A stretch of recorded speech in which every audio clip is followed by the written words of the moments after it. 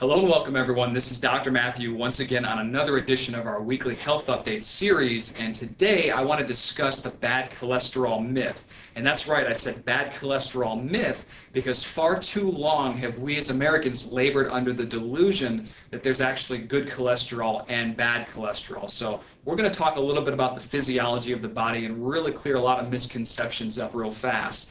Now, your body produces cholesterol. Cholesterol just is. It doesn't say that this is good and this is bad. Now, we have what are called HDL levels and your LDL levels, high-density lipoproteins and your low-density lipoproteins. Now, cholesterol, 80% of your cholesterol is actually made within the liver of the human body, and then from there, it's taken via low-density lipoproteins, your LDL, and shuttled to every cell in the body for building blocks of certain materials. Cholesterol is very important for these building blocks. And then whatever the body doesn't use, the cholesterol is picked back up, shuttled back to the liver via high-density lipoproteins, the HDL levels.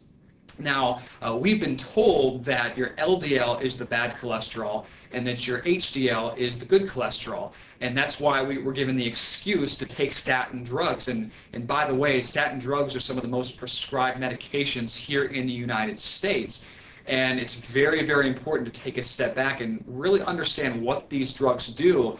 And the fact is, they don't cure you at all by any means. They don't make you healthier. That's proven in the literature. There was actually in the Journal of American Medical Association a few years ago, statin drugs, they tested many different forms of statin drugs, and not one of them was actually reduced heart disease long term, and they all led to cancer. Basically, is what it said. Carcinogenicity of the liver. Carcinogenicity of the liver is cancer.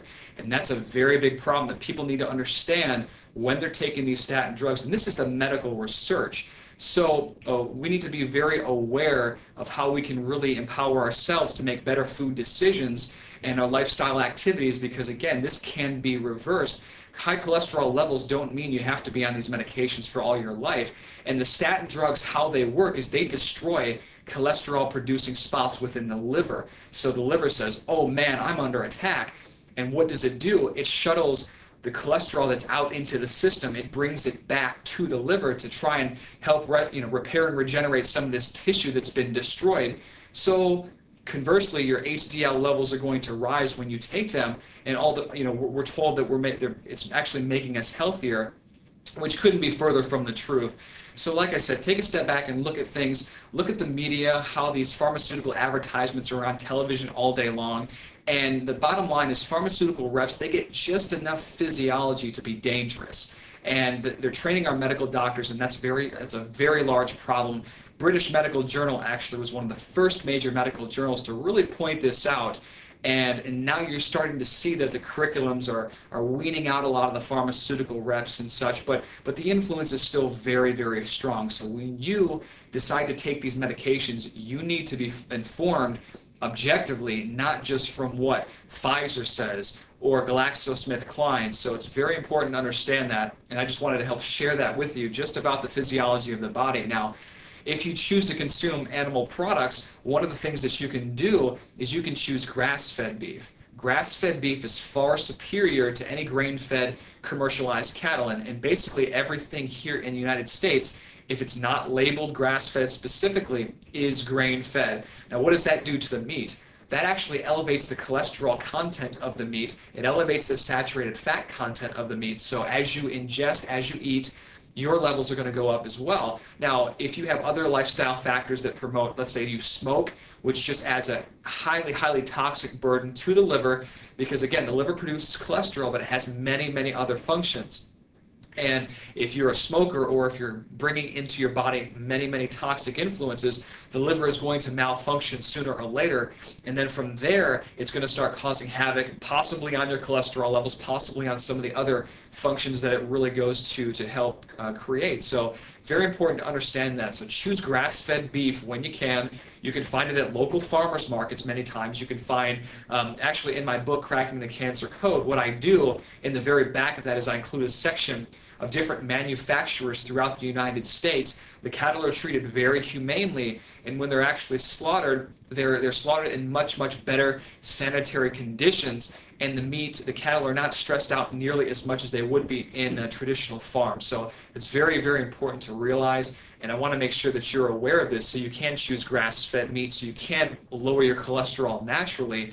So anything that comes from a cow, whether it's meat, dairy, any type of milk, anything that's produced from those is going to have a degree of cholesterol in. And if you go to a website called realmilk.org, you can actually find places, local farms, where you can get unpasteurized milk. And unpasteurized milk has been around for thousands of years, and it's been very beneficial in many cultures for the bacteria. Again, when you pasteurize something, that kills all the bacteria in this particular solution, whatever's pasteurized. And the problem with that is we need bacteria. 90% of the bacteria in our bodies and around our bodies are actually beneficial for us. Again, unlike what we've been led to believe, we're always using these antibacterial soaps and different things like this because we don't want germs on our body. That's complete and utter foolishness, because we need bacteria, and that's why even a probiotic supplement is very, very important. Another thing that you can do to help reduce your cholesterol levels naturally is actually to take a fish oil, a DHA, EPA fish oil, or you can take a krill oil.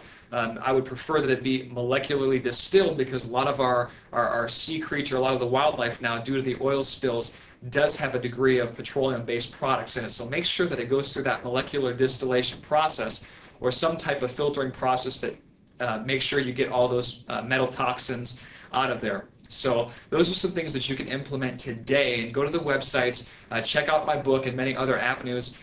Dean Ornish is another guy that's put a lot of research into high cholesterol and the natural reversal of heart disease. Also, Dr. Matthias Rath. I encourage you to check out their material, get their work, because again, it's all about empowering yourself to really not to detach from the system that's been created, because we live in a system that's been propagated a dependency on our medical doctors, on these pharmaceutical companies, and it's all about money at the end of the day. So it's very important that you realize that, and hopefully you enjoyed this particular discussion, and we'll see you on the other side.